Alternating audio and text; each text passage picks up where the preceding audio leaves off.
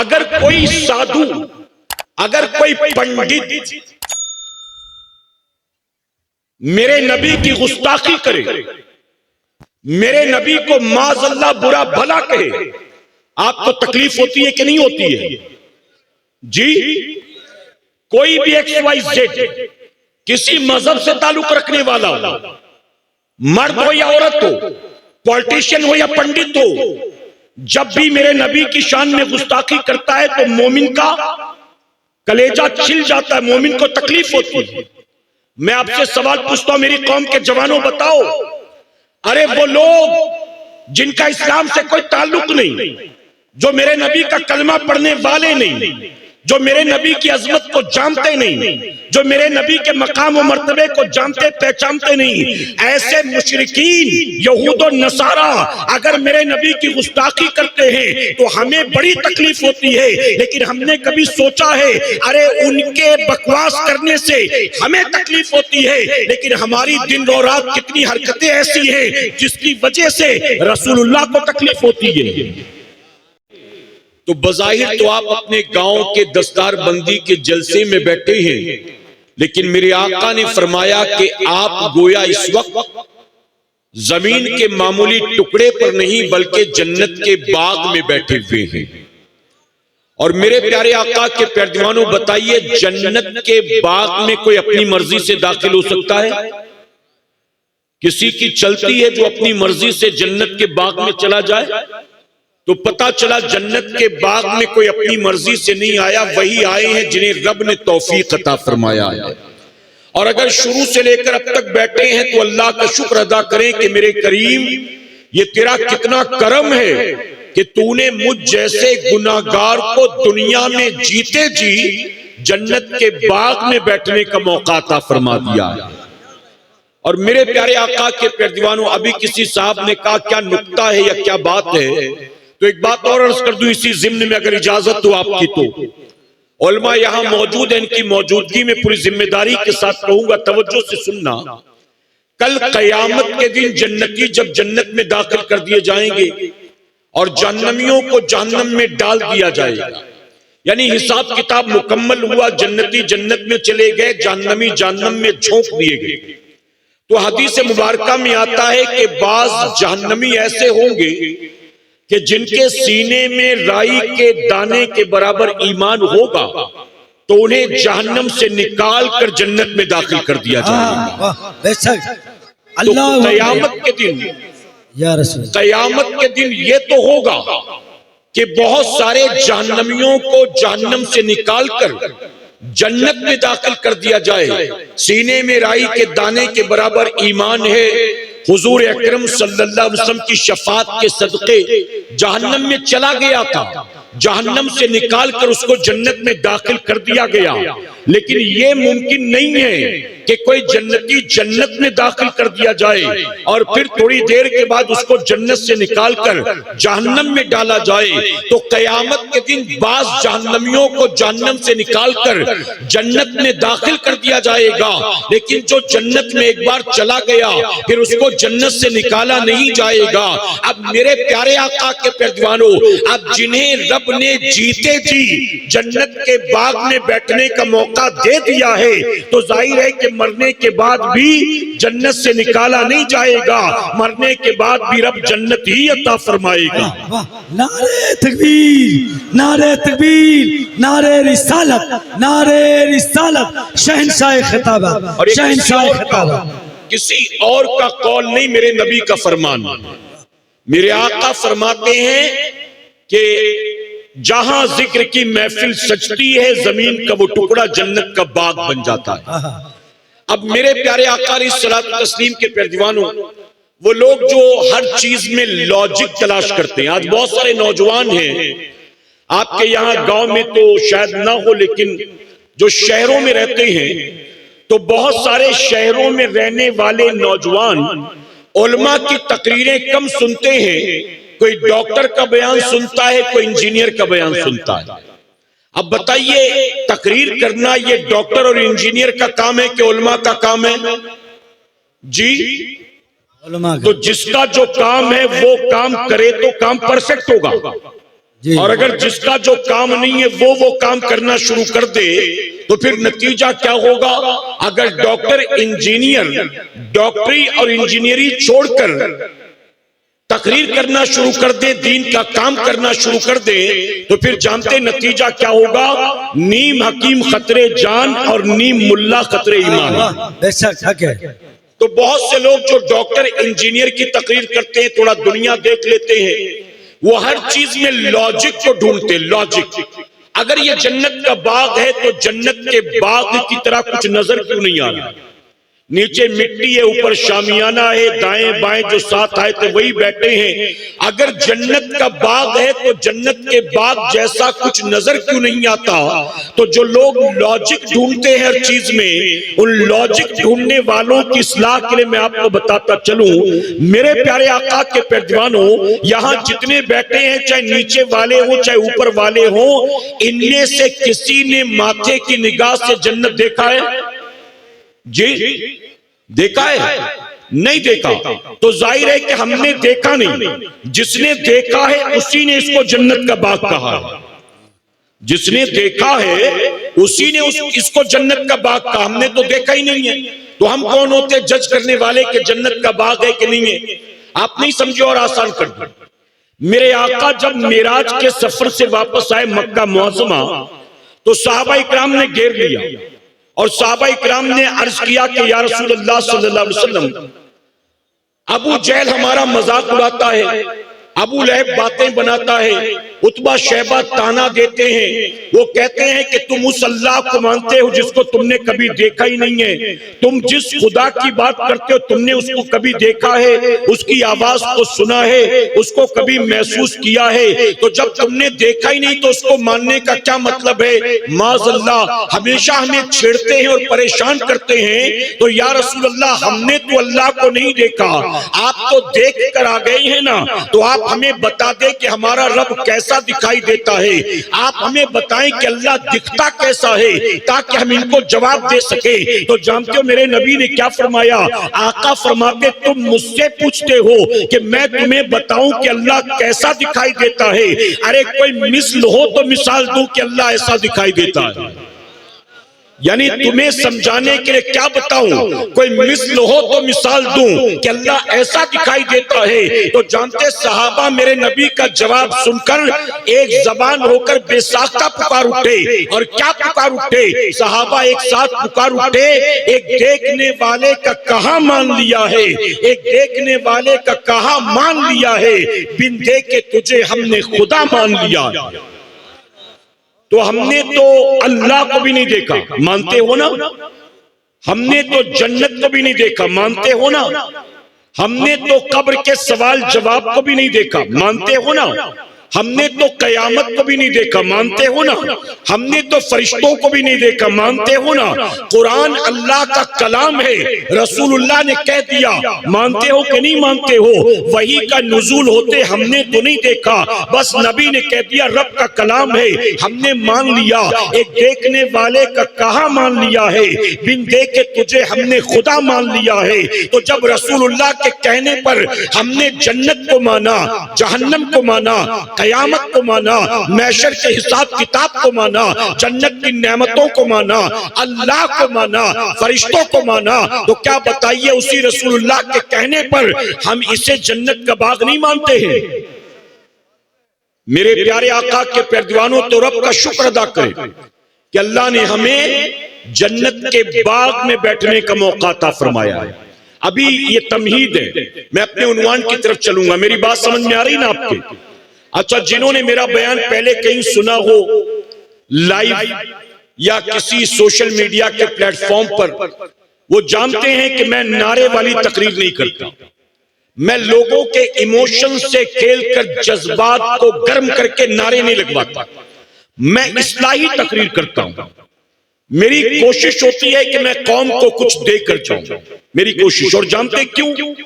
ہماری جماعت کے بہت بڑے بزرگ فرماتے ہیں، توجہ سے سننا، اور یہ جو بچے جن کے سروں پر دستار باندھی جائے گی، یہ بچے یہاں سے نکل کر دین کا کام کریں گے، دین کے دائی بنیں گے، کہیں پر امامت کریں گے، کہیں خطابت کریں گے، کہیں مدرس بنیں گے۔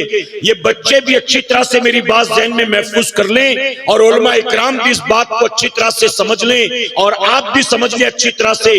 میرے پیارے آقا کے پیروانوں، ہماری جماعت کے ایک بہت بڑے بزرگ فرماتے ہیں، اگر تم 1 گھنٹے تقریر کرتے ہو اور 200 لوگ تمہاری تقریر کو سنتے ہیں، یہاں تو 200 سے زیادہ لوگ ہیں، بتائیے نا، اگر تم 1 گھنٹے تقریر کرتے ہو اور 200 لوگ تمہاری تقریر کو سنتے ہیں، اور 1 گھنٹے کی تقریر میں اگر تم نے قوم کو کچھ نہیں دیا تو تم نے اپنی زندگی کا 1 گھنٹہ برباد نہیں کیا، تم نے قوم کے 200 گھنٹے برباد کر دیے، تم نے قوم کے 200 گھنٹے برباد کر دیے۔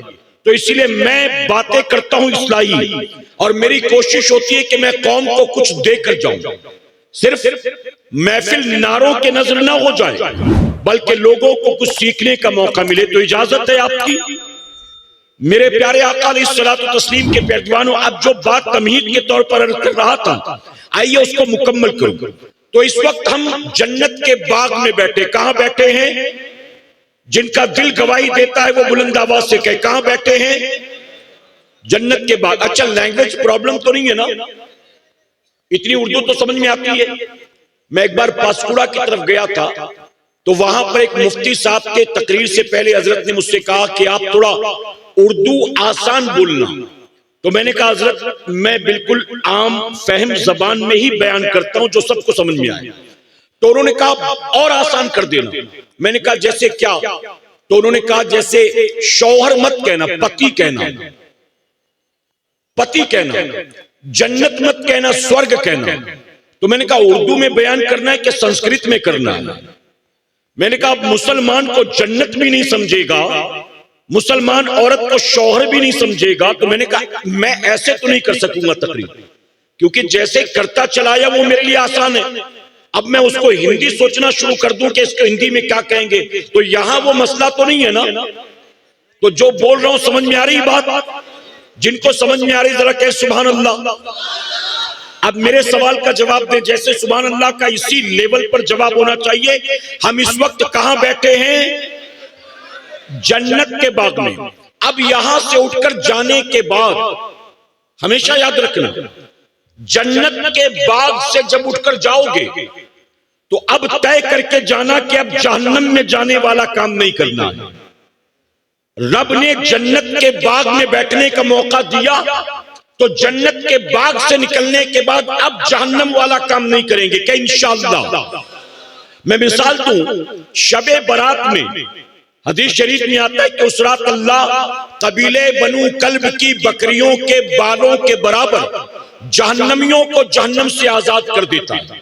یعنی بڑے بڑے پاپی اس رات معاف کر دیے جاتے ہیں۔ تو اس رات اگر کسی شرابی کی، اس رات کسی اگر جواری کی، اس رات اگر کسی گناہگار کی معافی ہو گئی، اللہ نے معاف کر دیا اس رات، اب صبح اٹھ کر پھر سے نئے سرے سے گناہ کرنے لگے، تو کیا بتائیے جو کچھ معاف ہوا تھا اب وہ آگے والا بھی سب معاف ہو جائے گا؟ جی ارے جب 15 شعبان کی رات آئی تو رب نے تیرے پچھلے سارے گناہ معاف کر دیے، اب آگے کیا کرنا ہے؟ آگے گناہ سے بچنا ہے۔ اب اگر پھر سے شراب پینے لگے، جوا کھیلنے لگے، گالیاں دینے لگے، ڈانس کرنے لگے، تو اس رات جو انعام ملا تھا اس سے محروم ہو جائے گا۔ اب پچھلی رات اللہ نے تو سارے گناہ معاف کر دیے، لیکن نئے سرے سے پھر نام اعمال میں تو نے گناہ لکھوانے شروع کر دیے۔ تو ہم بھی یہاں سے اٹھیں گے تو یہ طے کر کے اٹھیں گے کہ میرے کریم تو نے مجھ جیسے گناہگار کو جنت کے باغ میں بیٹھنے کا موقع دیا، یہ تیرا مجھ پر بے پناہ کرم اور احسان۔ اب جنت کے باغ سے نکل کر گھر جاؤں گا، بازار جاؤں گا، دکان میں جاؤں گا، شادی بیاہ میں جاؤں گا، تو مولا اب میں جنت کے باغ سے اٹھ کر آ رہا ہوں، اب میں جہنمیوں والا کوئی کام نہیں کروں گا کہ انشاءاللہ۔ میرے پیارے آقا کے پیروانوں، اب آئیے اپنے اصل عنوان کی طرف چلتا ہوں، اجازت ہے آپ کی؟ اب آپ میرے کچھ سوالوں کا جواب دیں، میں سوال کروں گا تاکہ آپ سب میرے ساتھ انوالو ہو جائیں۔ یہ نہیں کہ میں اکیلے تقریر کرتا رہوں اور آپ بیٹھے بیٹھے سنتے. آپ کو انوالو کرنا ہے تقریر میں. آپ مجھے بتائیں یہ جو آپ کی آنکھیں ہیں یہ آنکھیں آپ کو کس نے دی ہیں؟ جی بس 8 آدمی کہہ رہے ہیں اللہ نے. باقی لوگوں کو کسی اور سے ملی ہے کیا؟ سارے گواہی دیتے ہیں کہ آنکھ دینے والا اللہ ہے. تو سب ایک زبان ہو کر کے اللہ نے ہمیں آنکھیں کس نے دی؟ آنکھوں کو دیکھنے کی صلاحیت کس نے دی؟ ہمیں زبان کس نے دیا؟ زبان کو بولنے کی طاقت کس نے دی؟ ہمیں کان کس نے دیے؟ کانوں کو قوت سماعت کس نے دیا؟ ہمیں ہاتھ اور پیر کس نے دیے؟ سینے میں دل کس نے رکھا؟ دل کو دھڑکنے کی طاقت کس نے دی؟ جسم کے اندر رگوں کا جال کس نے بچھایا؟ جسم کے اندر خون کو کس نے دوڑایا؟ آپ بتائیے یہ ساری چیزیں ہمیں رب نے عطا کی ہیں. زندگی اور موت پر قدرت رکھنے والا کون؟ عزت و ذلت دینے والا کون؟ دیکھیں پھر دھیرے ٹھنڈے ہو گئے نا. اور یہ بھی میں بتا دوں اس کا ریزن کیا یہ بھی بتا دوں. حدیث شریف میں آتا ہے, توجہ سے سننا, اصلاح کرنے آیا ہوں کچھ سکھانے. حدیث شریف میں آتا میرے نبی فرماتے ہیں اللہ جب تک اپنے بندے کا پہلی بار اللہ کہنا قبول نہیں کرتا تب تک دوسری بار اللہ کہنے کی توفیق نہیں دیتا. جو میرے ساتھ 8 بار اللہ کہہ چکے ہیں اس کا مطلب ہے کہ اللہ نے 7 بار اللہ کہنا قبول کیا تو 8ویں بار کی توفیق دی. اور جو ایک ہی بار بولا اور پھر خاموش ہو گیا سمجھو کہ پہلا بھی اس کا قبول نہیں ہوا. جو 2 بار بول کر خاموش ہوا سمجھو پہلا قبول ہو گیا دوسرا نہیں ہوا. اور جو بولتا جا رہا ہے اس کو اللہ کا شکر ادا کرنا چاہیے کہ مولا تو نے اللہ کہنے کی توفیق دی کیونکہ تو نے پچھلی بار اللہ کہنا قبول فرما لیا. ارے غوث اعظم فرماتے ہیں غوث اعظم فرماتے ہیں میں نہ چاہوں تو کوئی میرا نام نہیں لے سکتا. یعنی میرا نام بھی میری مرضی سے وہ لیتا ہے. اگر میں نہ چاہوں تو میرا نام نہیں لے سکتا. اب غوث اعظم کو رب نے اتنی طاقت دی کہ بن غوث اعظم کی مرضی سے مرضی کے ان کا کوئی نام نہیں لے سکتا تو اللہ کا نام کیا کوئی یوں ہی لے سکتا ہے؟ تو جتنی بار اللہ کہیں گے یہ اس بات کی ضمانت ہے اللہ نے آپ کا اللہ کہنا قبول فرما لیا. زمین و آسمان کا خالق و مالک کون ہے؟ زمین کا بچھونا بچھانے والا کون؟ آسمان کا شامیانہ لگانے والا کون؟ ہمارے لیے ہوائیں چلانے والا کون؟ ہوا میں آکسیجن پیدا کرنے والا کون؟ رگوں میں خون کو دوڑانے والا کون؟ ہم سوئے چاہے جاگے ہر حال میں دل کو دھڑکانے والا کون؟ ہماری سانسوں کو چلانے والا کون؟ رات سونے کے بعد صبح جگنے کی مہلت دینے والا کون؟ زمین سے سبزہ اگانے والا کون؟ ہمیں گھر بار بیوی بچے دینے والا کون؟ ہمیں عزت و وقار و مقام دینے والا کون؟ ہمیں روزی روزگار دینے والا کون؟ میرے پیارے آقا کے پیروانوں ہمارا خالق بھی اللہ ہے مالک بھی اللہ ہے. زندگی اور موت اس کے دستے قدرت میں, عزت و ذلت اس کے دستے قدرت میں, بیماری اور شفا اس کے دستے قدرت میں. وہ جسے جو چاہتا ہے عطا فرماتا ہے. ہمیں اب تک جو ملا اللہ نے دیا, ہمیں جو مل رہا ہے اللہ ہی دینے والا ہے, اور آئندہ زندگی بھر جو ملے گا اللہ ہی دینے والا ہے, اللہ کے سوا کوئی نہیں. اب دل پر ہاتھ رکھ کر مجھے جواب دو جو اصل بات سمجھانا چاہتا ہوں. ہم بطور بحیثیت مسلمان اس بات کی گواہی دیتے ہیں خالق بھی اللہ ہے, مالک بھی اللہ ہے, رازق بھی اللہ ہے, زندگی اور موت پر قدرت رکھنے والا بھی اللہ ہے, عزت و ذلت دینے والا بھی اللہ ہے, بیماری اور شفا دینے والا بھی اللہ ہے. ہم جب ان تمام چیزوں کی گواہی دیتے ہیں تو اب میرے سوال کا جواب دو. ہر چیز مانتے ہو کہ اللہ کی طرف سے, اللہ کی طرف سے, اللہ کی طرف سے, ہر نعمت دینے والا اللہ, زندگی دینے والا اللہ, موت دینے والا اللہ, روزی دینے والا اللہ, اولاد دینے والا اللہ, مال و دولت دینے والا اللہ. تو اے مسلمانوں مجھے بتاؤ اللہ کا دیا سب کچھ آپ کے پاس ہے تو جس اللہ نے انگنت چیزیں آپ کو دی ہیں صبح شام اسی اللہ کی نافرمانی کیسے کرتے ہو؟ آپ گواہی دیتے ہو سب اسی نے دیا. اور پھر اسی کی نافرمانی دن رات، اسی سے بغاوت. آج قوم مسلم کی پوزیشن جانتے ہو کیا ہے؟ آج ہم مسلمانوں کا حال یہ ہے، اللہ رسول نے جن باتوں کا حکم دیا ہم کرنے کو تیار نہیں، اور جن باتوں سے بچنے کا حکم دیا ہم بچنے کو تیار نہیں. ہمیں حکم دیا گیا کہ دن اور رات میں 5 وقت نماز پڑھو. کتنے % مسلمان نماز پڑھتے ہیں؟ ہمیں حکم دیا گیا کہ جھوٹ مت بولو. کتنے % مسلمان ہیں جو جھوٹ سے بچتے ہیں؟ ہم سے کہا گیا کہ قرآن کی تلاوت کرو. کتنے % مسلمان ہیں جو قرآن کی تلاوت سال بھر میں کبھی بھی کرتے ہوں؟ ہم سے کہا گیا کہ ناچ گانے سے بچو. کتنے % مسلمان ہیں جو ناچ گانے سے بچتے ہیں؟ ہم سے کہا گیا غیبت چغلی مت کرو. کیا ہم اپنے آپ کو بچاتے ہیں؟ ماں باپ کی نافرمانی مت کرو. کیا ہم اپنے آپ کو بچاتے ہیں؟ شراب کے قریب مت جاؤ. کیا ہم اپنے آپ کو بچاتے ہیں؟ زنا کے قریب مت جاؤ. کیا ہم اپنے آپ کو بچاتے ہیں؟ سود کے قریب مت جاؤ. کیا ہم اپنے آپ کو بچاتے ہیں؟ جوئے کے قریب مت جاؤ. کیا ہم اپنے آپ کو بچاتے ہیں؟ اللہ رسول نے جن کاموں کا حکم دیا کہ یہ کام کیا کرو، ہم وہ کام کرتے نہیں. اور جن کاموں سے کہا کہ ان کاموں سے بچو، یہ حرام ہے، ناجائز ہے، ہم ان کاموں سے بچتے نہیں. آپ بتائیے جو مسلمان دن رات اللہ رسول کی نافرمانی اور بغاوت کرتا ہو، کیا اللہ ایسی قوم کو عزت عطا فرمائے گا؟ میں آپ سے ایک سوال پوچھتا ہوں. یہ سوال میں مہاراشٹر میں نہیں پوچھ سکتا، یہ سوال میں کچھ اور اسٹیٹ سے جہاں نہیں پوچھ سکتا. آپ کے ویسٹ بنگال میں یہ سوال پوچھ سکتا ہوں.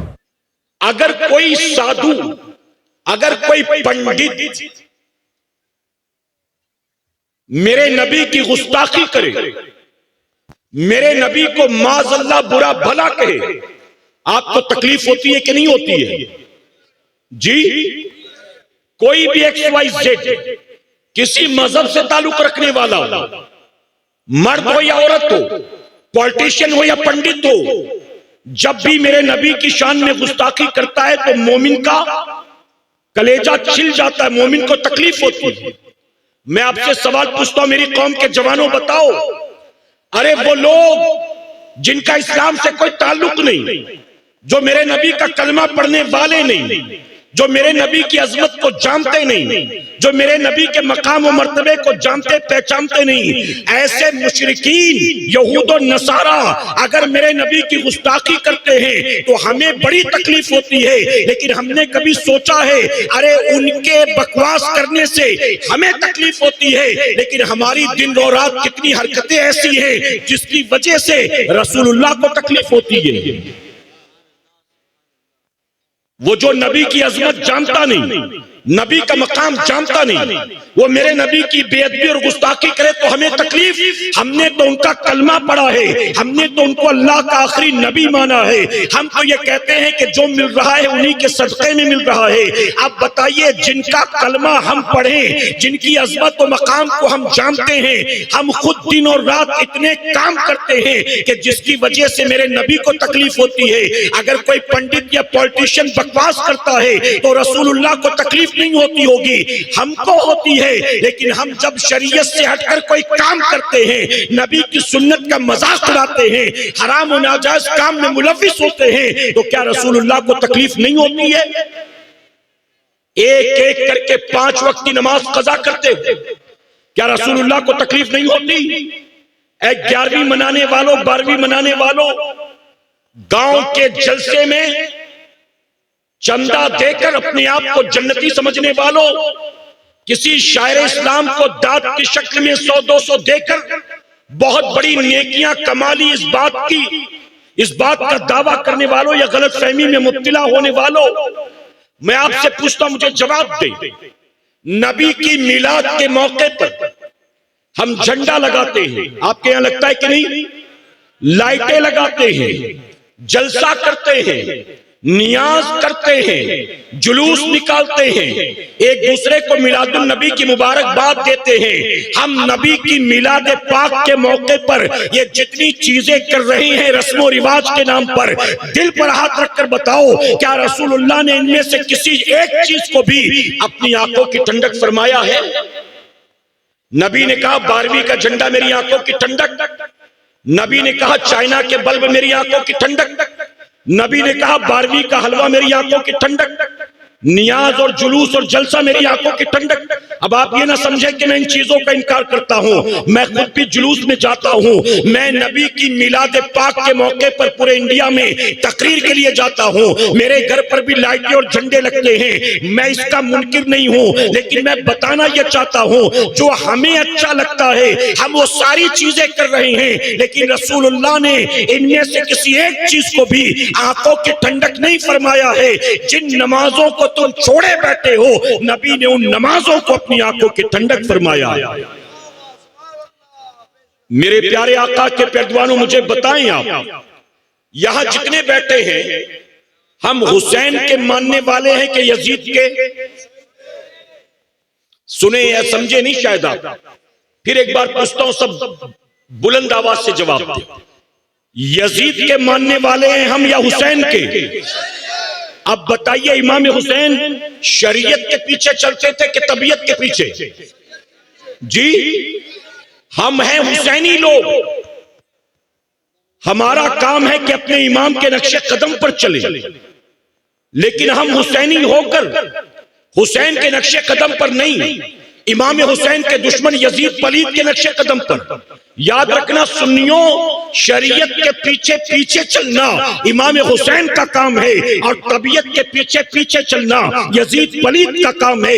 شریعت کی خاطر سب کچھ لٹا دینا یہ امام حسین کا کام ہے، اور طبیعت کے لیے شریعت کو پیچھے اٹھا کر پھینک دینا یزید پلید کا کام ہے۔ رات بھر ناچ گانے سننا یہ یزید پلید کا کام ہے، اور رات بھر قرآن کی تلاوت کرنا، اللہ کا سجدہ کرنا یہ امام حسین کا کام ہے۔ اب آپ مجھے بتائیں، ہمارے یہاں محرم میں کربلا والوں کے نام پر نہ جانے کتنی رسمیں کی جاتی ہیں، ہمارے یہاں تعزیہ بھی ہے، ڈھول نگاڑا بھی ہے، ہمارے یہاں کربلا بھی بنا ہے، نذر و نیاز و فاتحہ بھی ہے، علم بھی اٹھا رہی ہیں، فقیر بھی بنا رہی ہیں، اور نہ جانے کتنی رسمیں کر رہی ہیں کربلا والوں کے نام پر۔ میں آپ سے پوچھتا ہوں، جتنی چیزیں آج کربلا والوں کے نام پر ہم کرتے ہیں، امام حسین نے اس کا حکم دیا ہے، امام حسین نے کہا تھا کہ یہ کرنا یہ کرنا یہ کرنا۔ ارے حسین نے کربلا کے تپتے صحرا میں 3 دن بھوکے پیاسے رہ کر اپنی گردن کو کٹا کر بتا دیا، اے قیامت تک آنے والے میرے نانا کے امتیوں، دیکھ لو حسین کو جان پیاری نہیں ہے، حسین کو بیٹا پیارا نہیں ہے، حسین کو وطن پیارا نہیں ہے، حسین کو کرسی پیاری نہیں ہے، حسین کو طبیعت پیاری نہیں ہے، حسین کو سب سے زیادہ پیار ہے تو نانا کی آنکھوں کی ٹھنڈک نماز سے پیار ہے۔ حسین سب کچھ لٹانا گوارا کر سکتے ہیں، لیکن ایک وقت کی نماز جان بوجھ کر قضا کرنا گوارا نہیں کر سکتے۔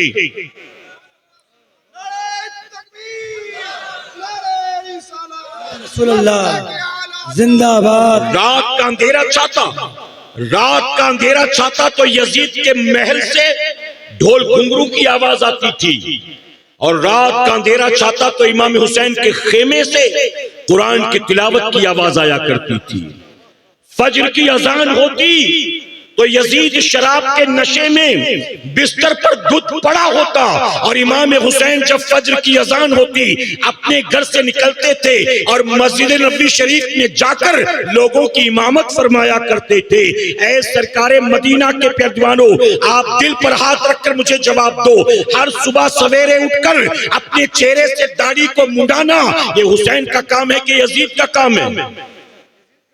ناچ گانے سننا حسین کا کام ہے کہ یزید کا کام ہے؟ دوسروں کی بہو بیٹیوں پر گندی نگاہیں ڈالنا حسین کا کام ہے کہ یزید کا کام ہے؟ گناتے ہو ہر چیز یزید کا کام، یزید کا کام، یزید کا کام، لیکن اپنے اندر جھانک کر دیکھو تو پتا چلے گا امام حسین والے کوئی کام ہم کرتے نظر نہیں آتے۔ ہم دشمنی رکھتے ہیں یزید سے، محبت کرتے ہیں حسین سے، اور سارے کام وہی کرتے ہیں جو یزید پلید کرتا تھا۔ یہ کیسی محبت تھی؟ ارے کوئی کسی فلم سٹار سے محبت کرنے لگ جائے نا تو اسی کی طرح ہیئر اسٹائل بنا لیتا ہے، اسی کی طرح کپڑے سلا لیتا ہے، اسی کی طرح بریسلیٹ پہن لیتا ہے، اسی کی طرح بالی پہن لیتا ہے، اگر کسی شرابی زانی نچنیے گویے فلم سٹار یا کرکٹر یا کسی سپورٹس پرسن یا ماڈل سے کوئی محبت کرنے لگ جائے تو میری قوم کے جوان لڑکے لڑکیاں اسی کو کاپی کرنا شروع کر دیتے ہیں. ہم امام حسین سے کیسی محبت کرتے ہیں؟